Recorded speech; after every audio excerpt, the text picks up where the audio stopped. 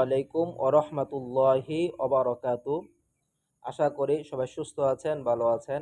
আল্লাহ তাআলার অশেষ রহমতে আপনাদের দোয়ায় আজ আলোচনা করব রাসূলুল্লাহ সাল্লাল্লাহু আলাইহি ওয়াসাল্লাম মক্কা থেকে মদিনায় হিজরত করার পরে আর কতবার মক্কা শরীফের মধ্যে সফর করেছেন। এই বিষয়ে একাধিক বর্ণনা রয়েছে। সবথেকে গ্রহণযোগ্য যে মতটি হচ্ছে সেটি হচ্ছে রাসূলুল্লাহ সাল্লাল্লাহু আলাইহি ওয়াসাল্লাম মদিনা থেকে মক্কা মুকাররমায় মোট 4 বার সফর করেছেন। এর মধ্যে প্রথম হচ্ছে সপ্তম হিজরিতে রাসূলুল্লাহ সাল্লাল্লাহু আলাইহি ওয়াসাল্লাম মদিনা থেকে মক্কায় সপ্তম হিজরিতে উমরাতুল কাজা আদায়ের জন্য সফর করেছিলেন।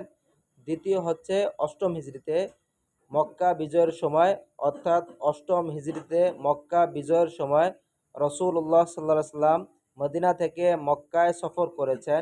তৃতীয়ত হচ্ছে নবম হিজরিতে রাসূলুল্লাহ সাল্লাল্লাহু আলাইহি সাল্লাম পুনরায় কাজা আদায় করার জন্য নবম হিজরিতে আবার মক্কা মুকাররমায় সফর করেছেন।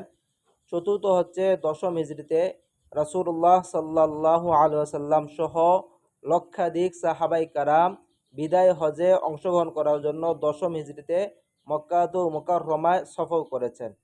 আল্লাহ রাব্বুল আলামিন আমাদের সবাইকে নবী আকরাম সাল্লাল্লাহু আলাইহি ওয়াসাল্লামের জীবন আদর্শ জেনে সেই অনুযায়ী আমল করে আমাদের জীবনকে সুন্দর করার তৌফিক দান করুক। আমিন। ওয়া আখির দাওয়ানা আনিল হামদুলিল্লাহি রাব্বিল আলামিন।